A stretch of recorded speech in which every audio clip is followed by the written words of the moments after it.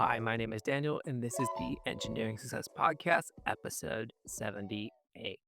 I am so excited for this interview. This is an interview episode where I get to interview Sairan Aqrawi.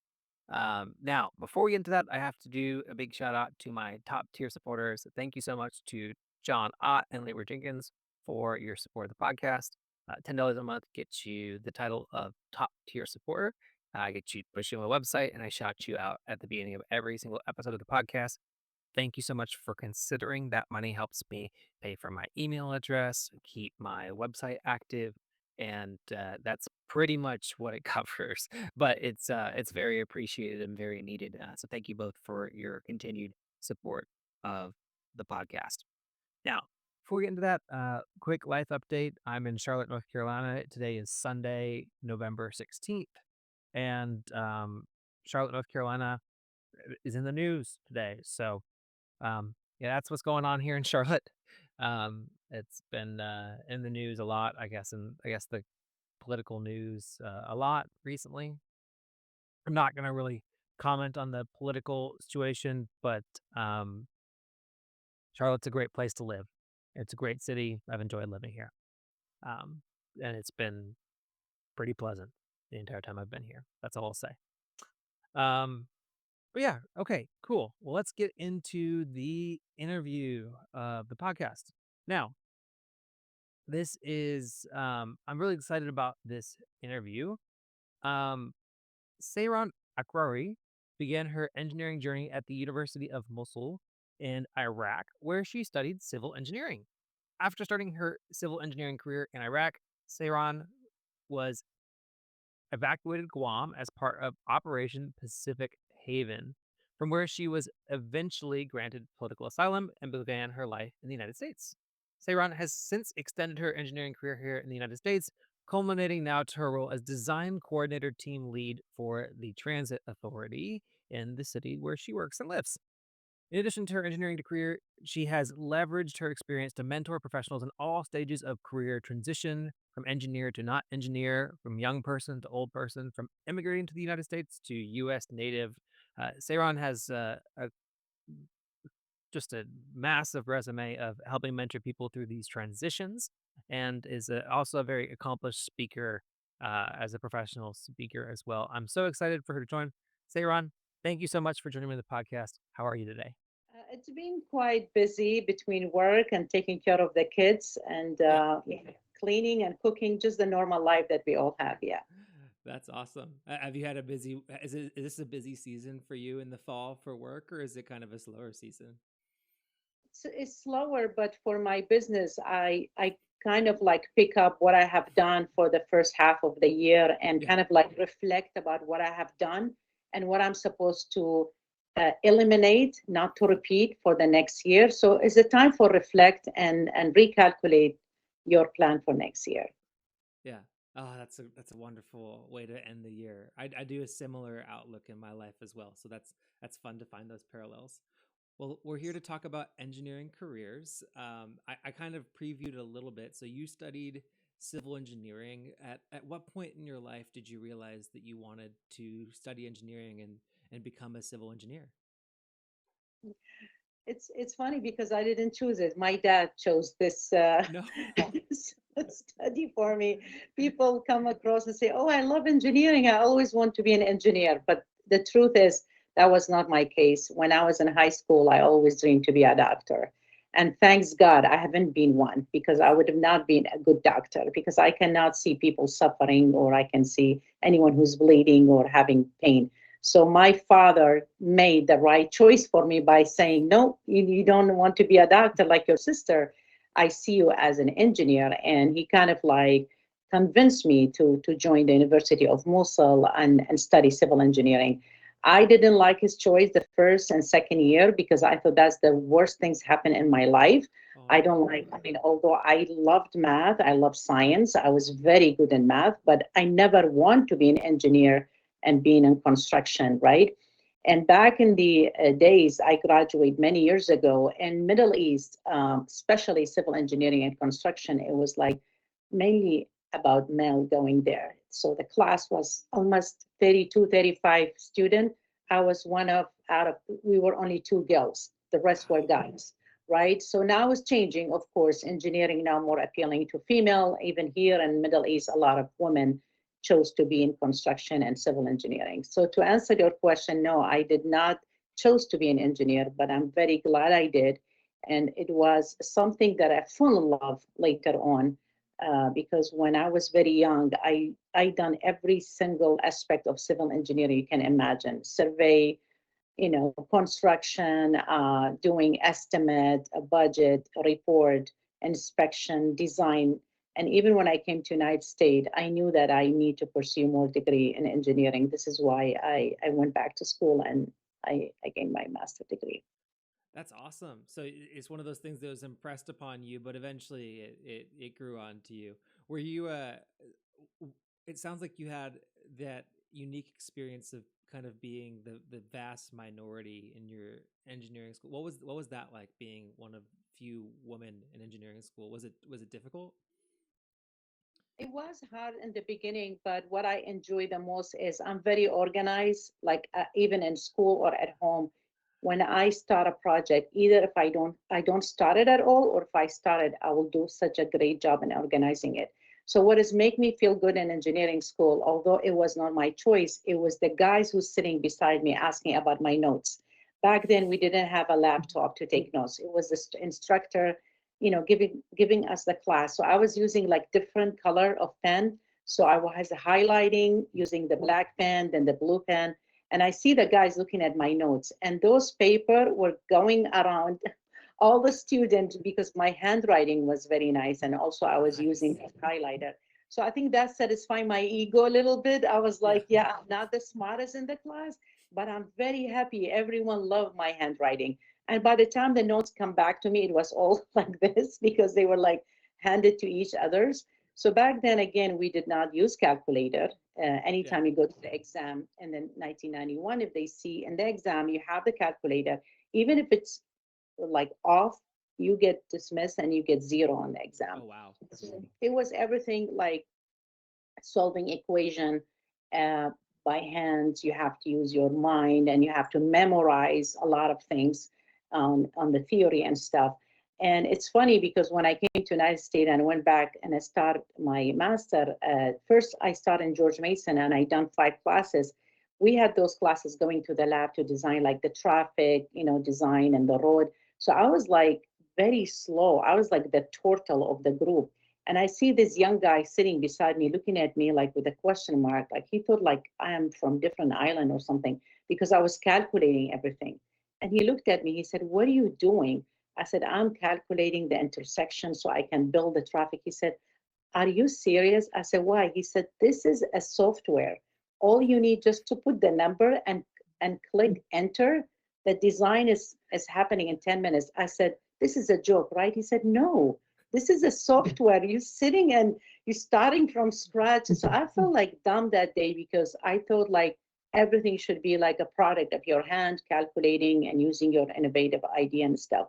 So the engineering been changing a lot, and I still, uh, when I mentor younger engineer at George Washington or at Women in Technology, I said, don't use that, still the skill by you. Don't lose the ability to use your brain. Don't Yeah. depend everything on the calculator or the AI. There is nothing wrong with using ChatGPT or using something else to expedite your Mhm. work, but yet still think about use your brain about innovating idea.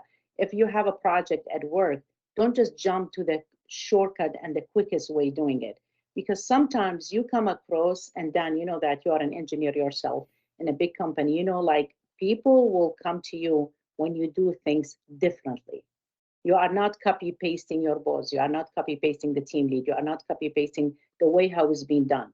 And people will admire when you solve the issue in a different way.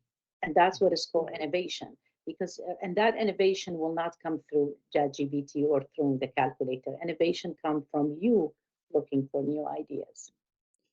Yeah, that's a great point.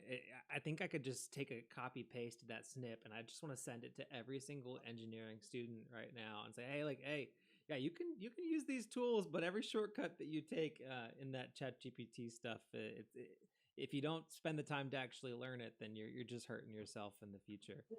So it sounds like you're a really good student, and maybe you said you weren't the necessarily the brightest student, is what you said, but it sounds like you were a No, really good student.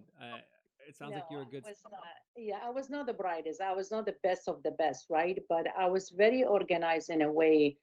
Uh, if I was planning to go to the library and study that day, I would arrange my calendar in a certain way so I can have time to still having fun with the girlfriend I have in the dorm and also going to the library and study. And in another sense, I was not all over the place. I was very organized, and I'm still now very organized. Even in my mid 50, I could not raise two kids, two in college, while their dad always overseas and running a house and cleaning and cooking and going to work and going back to school if I'm not organized. Yeah. So engineer, we are good in numbers and everything is like a strategic, like we take people from A to B and everything should line up, just like a train track, right? You cannot just put everything together and use big word which you cannot even find in dictionary just to look smart. We engineer, we always have to remember that you are always smart if you stay with the basic, and basic is our simple core principles. You don't have to use metaphor and terminology that people never, or like abbreviation about stuff in the meeting, so people say, oh, look at him, look at her, she's very smart.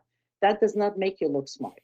As a matter of fact, we always say in engineering world, you are a very good engineer if you explain your equation to a high school student, Yeah. because that high school student is not an engineer yet. He might be an engineer in 4 years and 3 years, but you consider to be a very bright engineer if you have the ability to explain that equation to a high schooler. You just stay with the basic and stay with the core, and later on when you become advanced and you get better job and the leadership, you can use those big words just to satisfy your ego then. Yeah. Oh, amen to that. Yeah, I think that's one of my mentors early in my career, because I had a lot of, I still have some, but when I was younger, probably more ego around how smart I was, and Yeah. being smarter than everybody else. That's I there's a point in my life where I placed a lot of value in that, and he said to Yes. me, if you can't explain it simply, you don't understand it, Yes. and that Come kind on. of, yeah, that kind of changed my perspective on that. Totally. Totally. And when we are younger, especially with engineer, we have this um, idea, or we have this statement in our head saying we have to be right all the time. If I go to this meeting, I have to prove to everyone in the meeting I'm the smartest. My statement and the which I use at the meeting, or I reject that plan, or I design certain way, or my number is always the highest. When we are younger, it's okay because we are still navigating, we're still discovering, what we are best at, right? But when you get to a certain point, when you get to my age, and after 50, you will be very, you will speak less even in meeting. You are not obligated to prove to the universe that you are good what you are doing. But when you are young, it's okay. You're building your resume, you're changing your job, you're taking different role in engineering. But when you get to a certain point and you know your value and your worth, you're not going to try so hard desperately to prove to the audience that you are a good engineer. Great point. Great point. So let's talk a little bit about how your journey to becoming the professional that you are now. In the intro, I talked about how you were involved in Operation Pacific Haven. You immigrated to the U.S. and then you went through the interview process and were granted asylum in the U.S. What was I know that you had an engineering career before that, but now you're, uh, I believe, a kind of without any choice in the matter. You're now in a new country.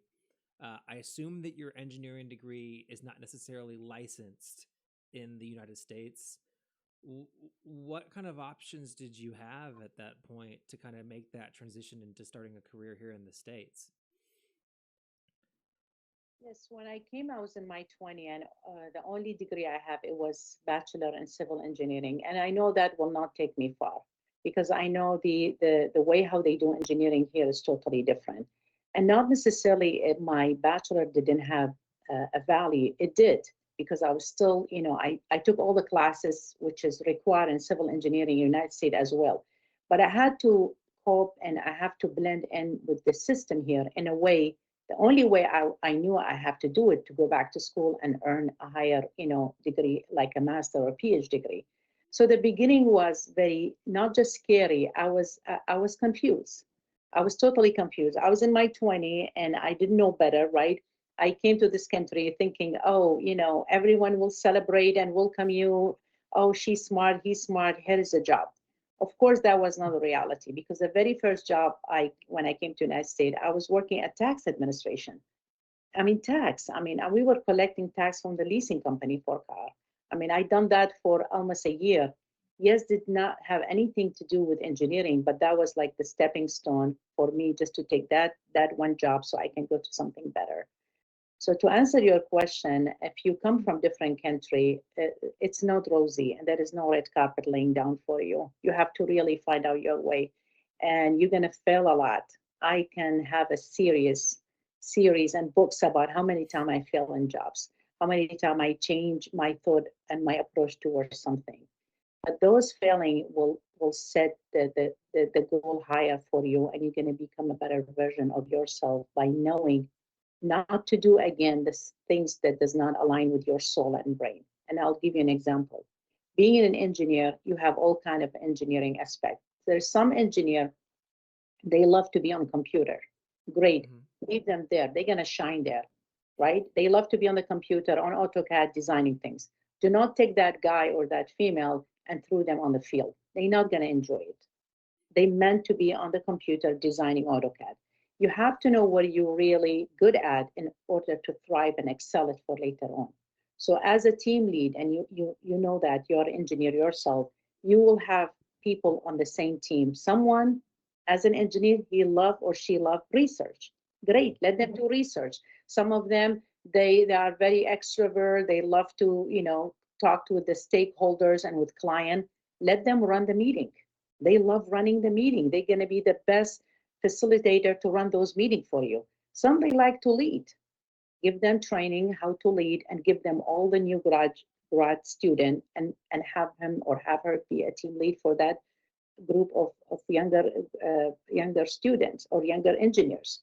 So it depends what you love. And in the beginning, when you are an engineer, you don't have that clear image about your hidden gem about technology.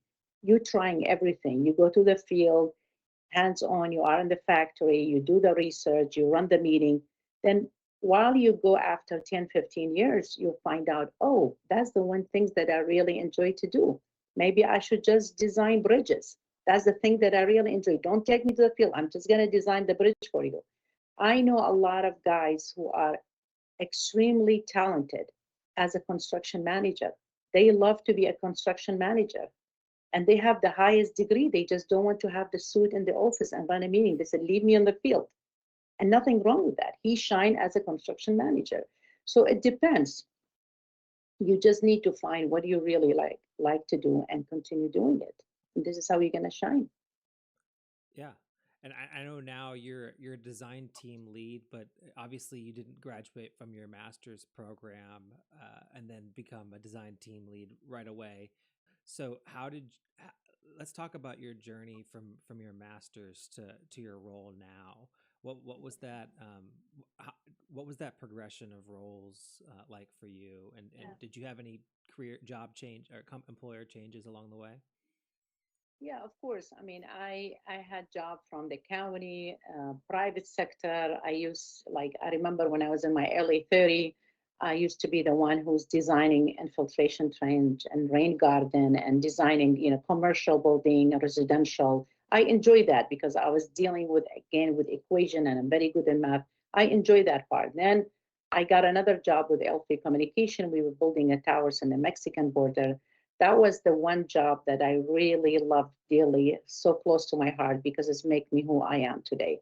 Because it was very challenging. We were doing very scary stuff. We were surveying in a places that you have to be accompanied with the CBP. People were actually protecting us with the machine gun so we can do the survey on those border. And I learned a lot because the client were Homeland Security and Boeing, and I learned a lot from the client and also from the managers who I had back then. Then after that, I took a break. Then another private sector for a short time. Then I joined the transit. Altogether, I'm happy that I did not only stuck with construction.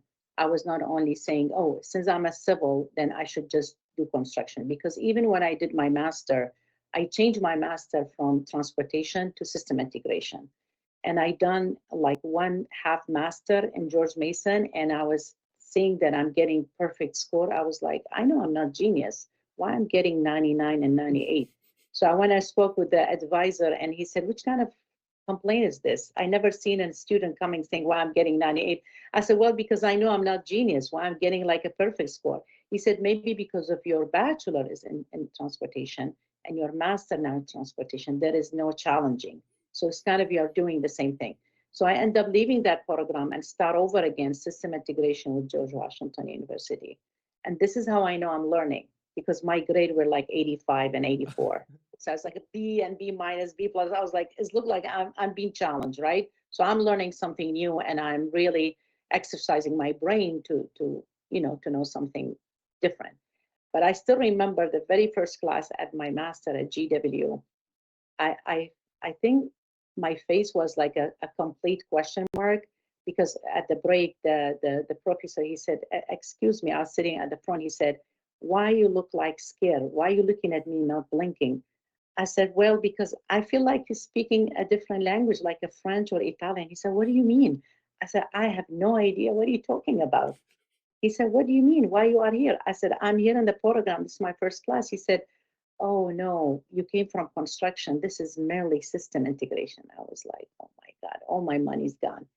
But I'm happy I didn't get it the first time because what I did, I challenged my brain to learn something and new skills. And this is how you stretch your mind and you evolve and you grow. Because if you keep, continue doing the same thing that you have done for the past 15 years, your brain still you're going to be stagnant. You're not going to grow to a better version. And this is why they said like one of the best things to not have dementia right now to learn a new languages because those alphabetic in your brain kind of is an exercise in your brain because you're using a different alphabetic. So the dementia will go away. Same thing with engineering. Try not to do the same thing all the time and say, I've been doing this for 30 years. Try to challenge your brain. Try to exercise it more. Again, I'm going to use the word again. Be innovative. Try to find different way to solve a problem. And this is how people will remember you in every job. Awesome. Well, so how do you apply that in your day to day in your current role? I feel like, and this is not only me, and I knew this after many years thinking I'm an engineer, then that's all I need. That's not true. I knew while I'm in my other career that engineers, we need a lot of other skills. The most important one is the communication, right? So now when you have other team member on staff meeting or working with you at your current job, you need to listen more. You cannot always come with your assumption or your idea or saying in the meeting, no, it should be my way because I have been doing it for 30 years this way. Well, who told you the way how you did it for 30 years was correct? Maybe you never listened. This is why you've been doing it wrong all the way, right? So when you get like more mature or more advanced in your career, you need to listen more to your team member because like now I listen to my kids that are 21 and 23. I should not judge them telling them, oh, you are young, you know nothing about life. Yes, they might not know as much as me as I'm being their mother, but they have a different perspective. They are outside the box. They look at the issue differently. So when you go to work, don't undermine younger engineer. Don't go there because you have done it for 35 years thinking the guy who just graduated last June, he's not a good engineer. You're already making assumption without even having a data in front of you. You might be brilliant and bringing all those great ideas to your team. So I feel engineers, we need to work in other soft skills, communication, active listening, uh, having empathy at work, right? We are all human beings. Don't make a decision only using your brain. Try to have your brain and heart working with each others. Don't be soft totally 100% and don't be harsh 100%. Try to make that balance between your brain and heart when you make any decision. And just enjoy. Try to enjoy what you're doing. Because if you're not going to enjoy, your job will be a punishment. Yeah, that is so true. So about your job, so what is a design team lead? What does a design team lead do? So it depends on the project which you are. Normally, the design team lead it have group of consultants who are trying to take the project from A to B. So when I was at Dallas project, where we extending we add more addition station to take uh, the silver line to the airport. So the team all work together. When they put you as a design team lead, that's mean you know those software which we use at the project better than anyone else. And that's not because I'm the smartest, because I'm the most senior. So the people who work in my team are the one who came from consultant, firm. And when they come to the team, you teach them how to use those software. And I have to admit to you, when I came to the project, and when the director told me there's certain software called such and such, I thought he's talking about kind of salads because I never hear about those software. I was like, what is he talking about? He's like, what's wrong? I said, I don't know how to use those software. He said, well, I'm sorry to deliver the news to you. Not only you have to learn it, you have to teach it to the subject matter expert. I said, what do you mean? He said, you have to be expert at it because you're going to teach it. And that will take me to another component I would love to talk about is the teaching and the learning part of engineering. I feel that since I was a teenage, going back even when I was in college, when I told you the guys were sharing my notes and I was very happy about it, I have that passion about teaching. I love to teach a younger engineer to to to obtain a skill and be a better version of themselves. That teaching component make me very satisfied. And I see when I see them coming back saying, "Oh my God, we always got scared to use that certain software, but after you teaching us how to use it, now our job is much easier." So the teaching also something I feel every engineer, I'm not saying you should master it, but you have to have that willingness to teach younger generation. You can't just keep all that knowledge for you saying, oh, I know those software. I don't care others. They can take some, test. They can take those training outside. I'm not obligated to teach them. Well, that's not a good attitude at work. If you know a software, if you know a certain way to solve the project, you have to have that ability also to teach that software to other engineers, and that's how you make the whole team talk with each other and work well with each others. That makes sense. Well, thank you for sharing, and that's cool that you guys. So you're the transit authority had a software that they wanted all the consultants to use, and your responsibility was to make sure that everybody knew how to use it. So whenever you work for a transit authority or work for a municipality or a DOT, are most of your projects being done by consultants? What's the relationship of the in-house staff on a project that you work on to other people that are helping you pull projects together? No, not all a consultant. Sometimes we use them to accomplish a certain phase of the project, like Mhm. the construction management. They will be like the inspector on the field, but we still have a lot of authority, employee who's doing they perform their duties. But you learn also from the consultant because they come from different sets of training. So their vision towards the project is different than when you are inside the agency. Like, and you know this, you are an engineer yourself. Sometimes you have another, we call it another sets of eyes, right? When you have a third party, inspection, and they come and look at the project, they look at some stuff you never seen it, and that project's always it was always in front of you. But because there's another sets of eyes, when they come and look at it, they find their finding is different than yours. So yeah, it depends on the project. And now I'm in a transition. I'm in a configuration management. So kind of like we are documenting all the silver line. We're trying to document all other project. And in general, I feel like again, engineering it's been evolving a lot lately because of the AI, right? And we engineer, we kind of like, oh my God, the AI and everything is going to be automated, and I'm going to lose my job. In reality, the people who's going to lose their job are only the group who are scared to learn AI. They are not the people who are working like you and me. And I'm not suggesting that because I'm not one of them. I'm not expert in AI, but I encourage everyone to cope with the change because it's already here. You might be an engineer for 35 years or 40 years and you're doing great, but don't brush off the AI. Don't vanish or cancel the AI totally from from your daily activity, because you need to utilize it and make that AI work for you as an assistant. But don't make it like a scary things like I'm not gonna learn it, I'm not gonna touch it. Well, it's already here and it's like a fast train passing you. So the more you avoid it, the more it's going to come back in an ugly way. So it's better to learn a little bit, cope with the change, and just be part of the group learning a new skills, which is AI now. There is no way back. Yeah, yeah, there is definitely no way back, and I know in my work, um, we've been we've been slower to kind of roll out our official company tools for it, but we're finally getting them.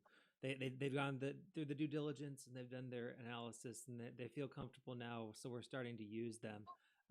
And it sounds like I'm in the private sector and I believe you'd classify as a public sector employee. And it sounds like we're both using it. Um, Now, I believe L3 is considered private sector, and then the authority is public sector. A lot of people are in one or the other, and they want to know if the grass is greener on the other side. What's your experience on public sector versus private sector? Do you have a preference? Is one better than the other? Good question. And I don't know if I prefer either one of them because I had a flavor for both. So I work for the county, for private, big company, small company, and now I'm with the transit. So some people they think if you are getting a federal job, government job, you are more secure. You towards your retirement, you can enjoy the insurance and the security of it. You're not going to lose your job. You invest 25 years in your current job, which is for some people is okay. And private sector, you have that excitement. They send you for training. You have to gain new skills because you are always have to be on the top. You have to perform well to bring money to your company. So I feel you need both. In my case, I never act or perform at my job different way when I was in private and now I'm in public, like more secure, right? Because why I should even perform differently? I'm the same engineer. Your skills, your background, the way how you solve project, it should be the same attitude. You should not perform higher in private or lower in public sector just because it's secure, right? So the way how I work in the big company or the small company is the same approach that I did in my current job, and maybe the outcome a little bit different because when you are with the government, you are funded differently, as you know, and when you are in private sector, you have to gain contract and you have to gain project from the big shot or from the government in order to perform next project, and they have to bid on something else. I experience both, and to answer your question, I don't have preference. Like I see them the same.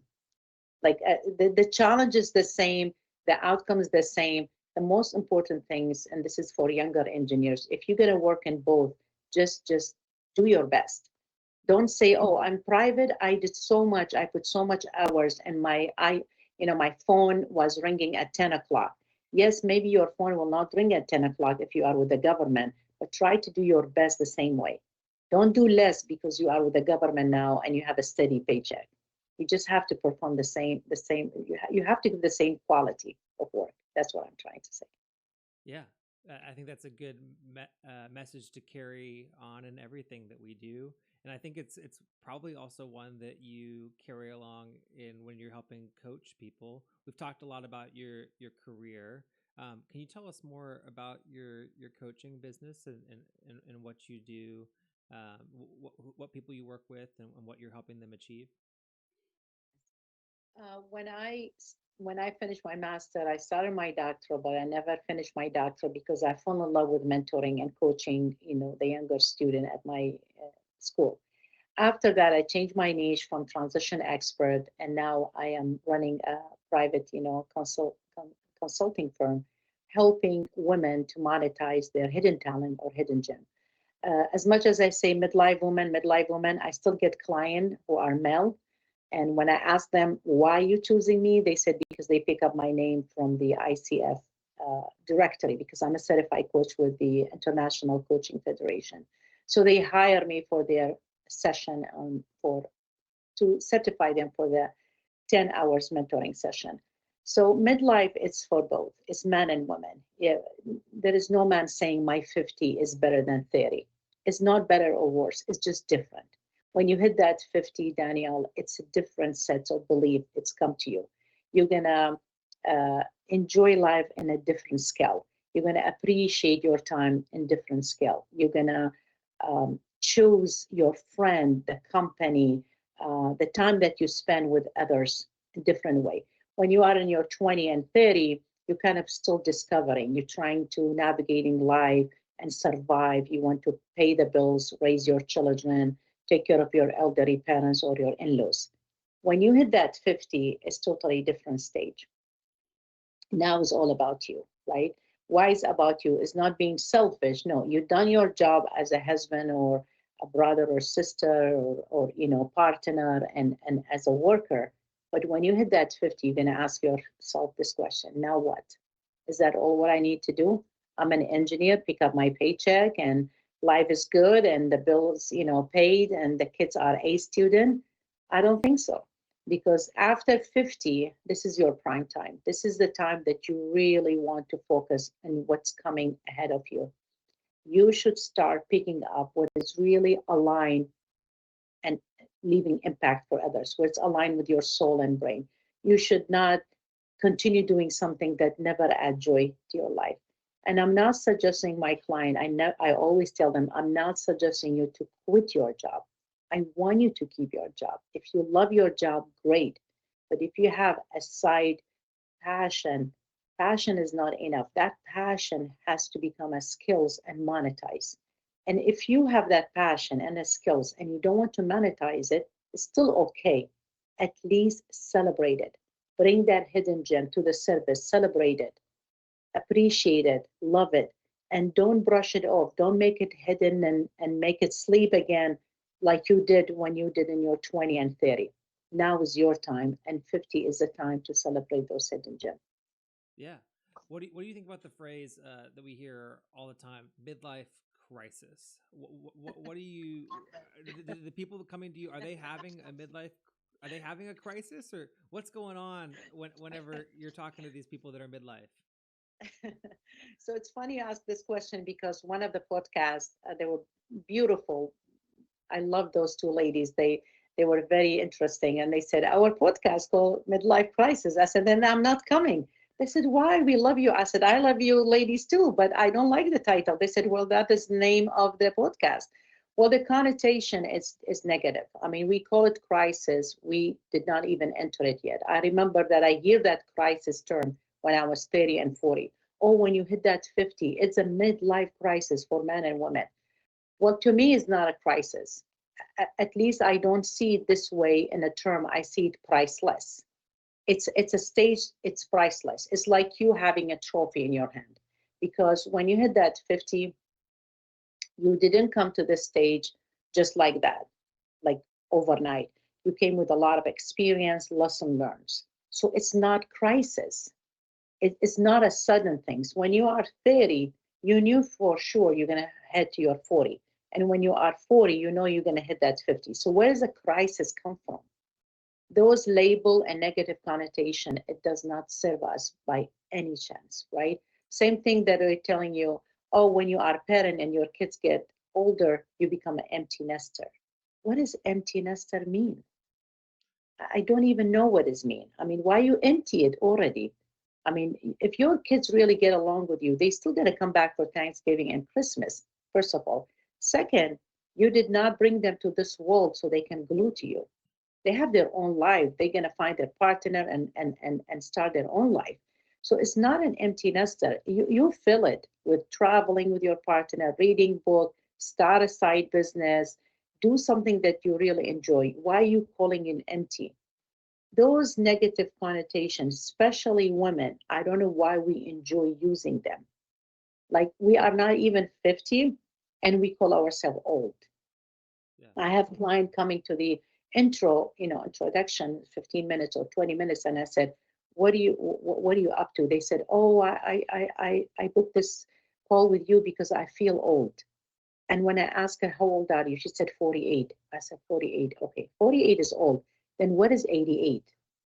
I mean, you already call yourself old. The universe did not even told you you are old.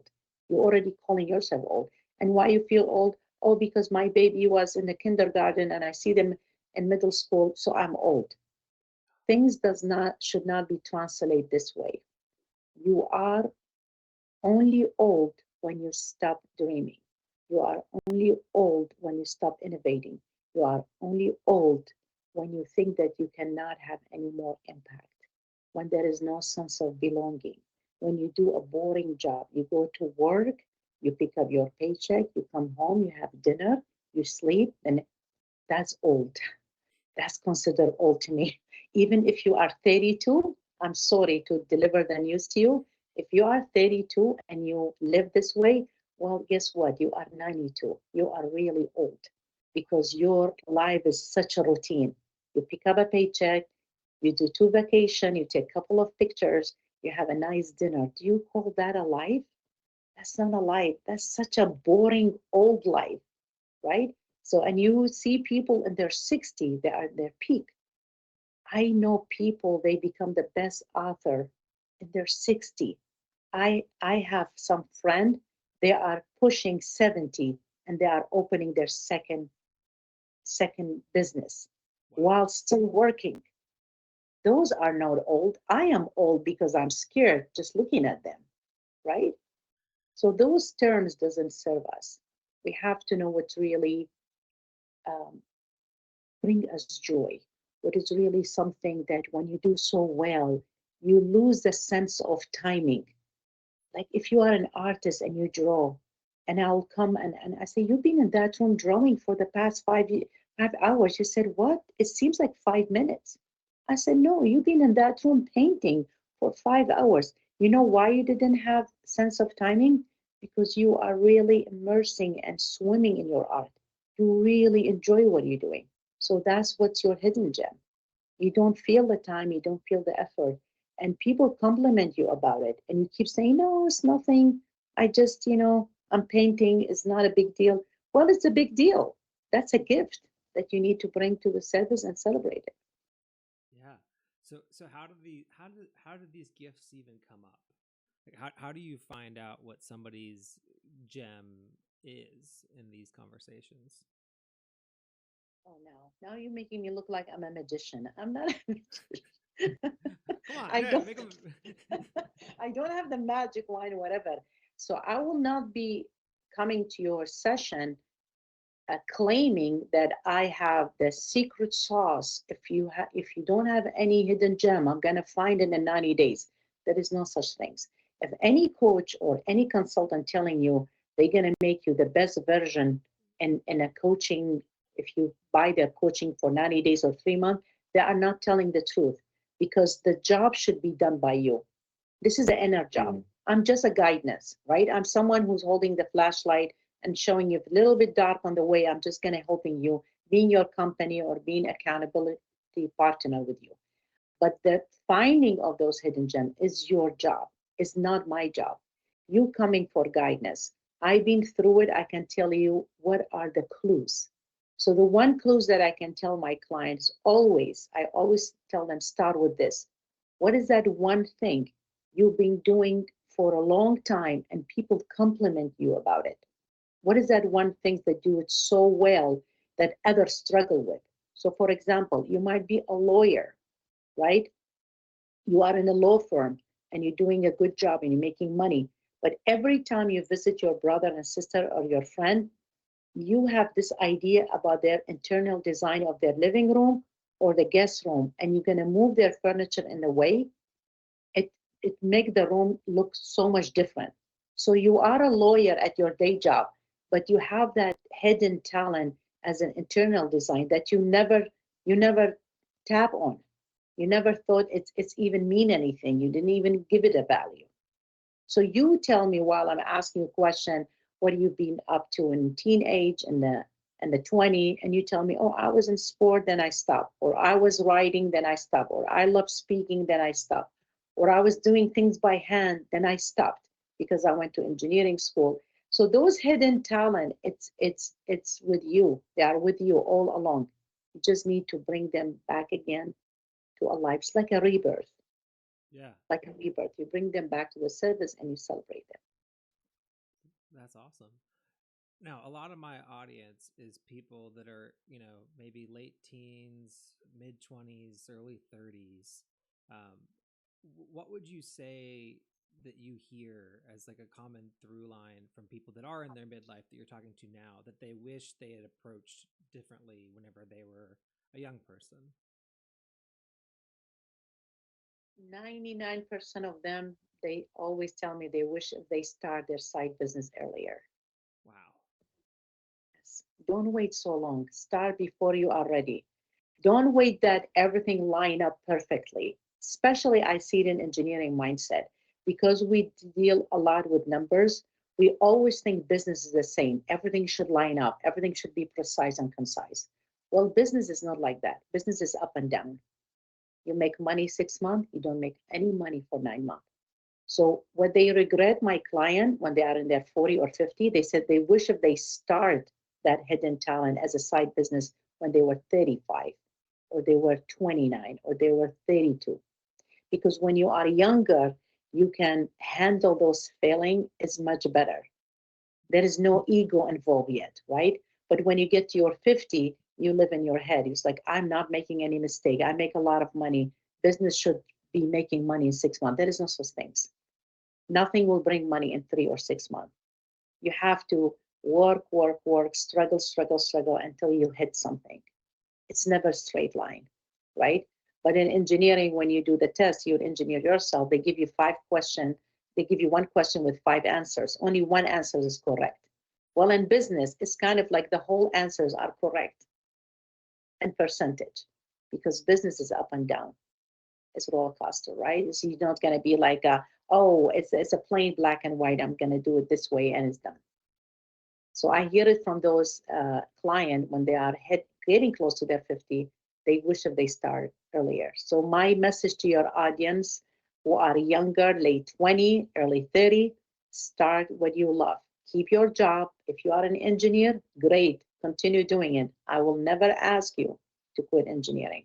But if you love to write, your book will not make million the first time. But if your fifth book make million, you're gonna quit even not coming back and telling me. You're gonna quit yourself, right? But start before you are ready. Start early, and as you go, just jump. As you go, you learn, and you figure things out as you go.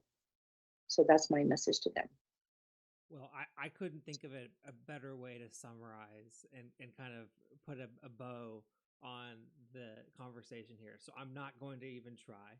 But what I want to do is I do want to give people information on how to connect with you if they are midlife, or maybe you'd Yeah, be willing to accept somebody that's not yeah, necessarily midlife. yeah. Of course, yeah, of course. So I give this away for the podcast host as like a complimentary to their audience. If anyone mention your name or your podcast, it doesn't matter their age. They can be 22 or 23, just came out of any school, not even engineering. I'll give them away 15 minutes complimentary to make their LinkedIn more appealing, right? Their LinkedIn page, they might just started, they are out of school and they need a little bit tweak on it. to give them that authority sense or that appealing way that they can apply for better jobs. So LinkedIn is, let's say, the professional, platform from them. And also I'll give them 15 minutes complimentary on their Instagram. So let's say if they are doing finance, but they love to do something in their hand, I will help them in a complimentary 15 minutes to open a page on Instagram and how they can pitch their idea on Instagram. So I give that away for your audience, for anyone. It doesn't matter the age. Again, I mean, aging is just a number. I see myself now, I'm in my mid 50. I feel much better when I was in my 30 and 40. I'm more control on my life. I have more joy in what I'm doing. So aging is just a number. Don't be scared of it. It's the best things happen to you. That's awesome. And how can people reach you? What's your contact information?